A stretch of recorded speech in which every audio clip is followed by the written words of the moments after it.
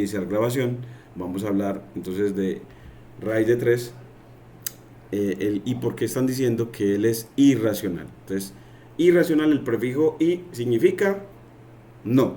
Entonces, acuérdate que el prefijo i es no, es decir, no es racional. Entonces, raíz de 3 no es racional, es decir, no se deja expresar como cociente.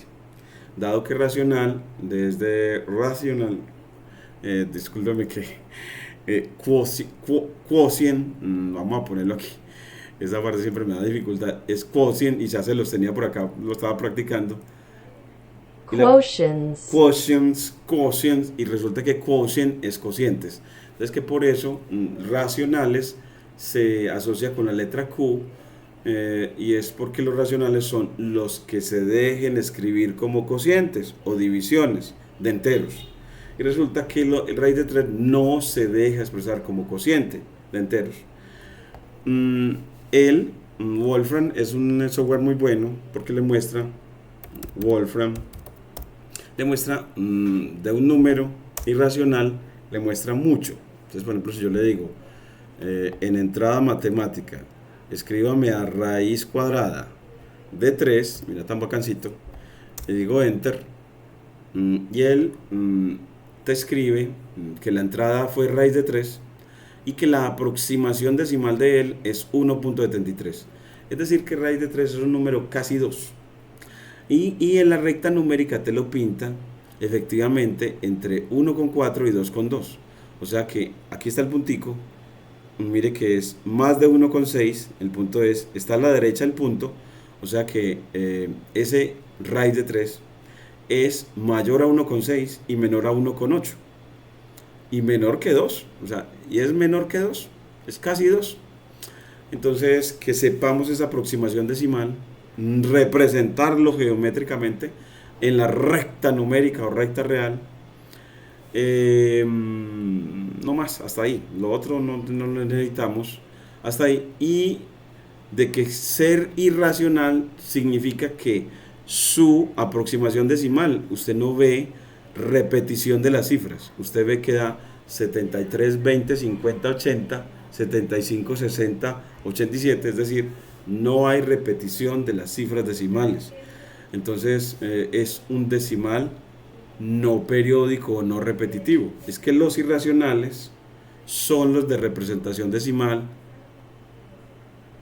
no periódica. Los irracionales son de representación no periódica.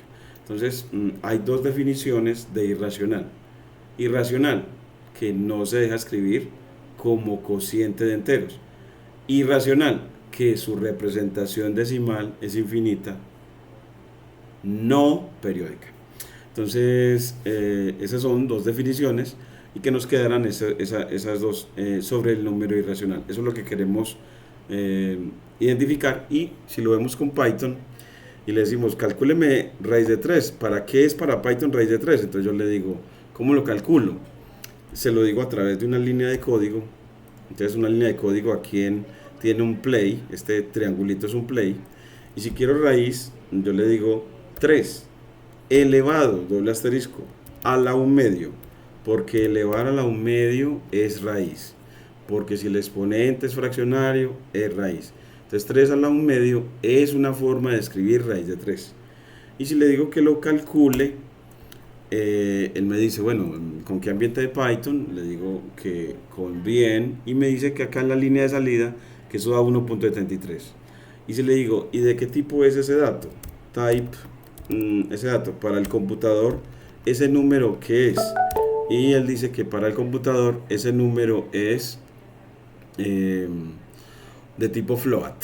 Entonces, para el computador, los números que tengan punto decimal se le llaman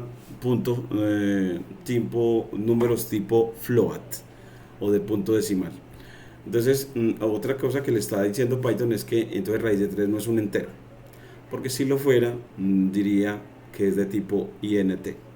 Recuerden que el 3 solito es de tipo int. Type, el 3 solito es de tipo int. Int, míralo aquí. Int. Pero raíz de 3 es de tipo float, porque recuerden que ese número tiene decimales. es 1.73 aproximadamente. Es 1.73 aproximadamente. Copiémoslo aquí de nuevo. Es 3 elevado a la 1 medio. Y mire que da 1.73 en su aproximación decimal a dos cifras decimales. Entonces es un número decimal que para computacionalmente es un número tipo float. Ahí voy a detener la grabación de este. Entonces voy a decirle detener.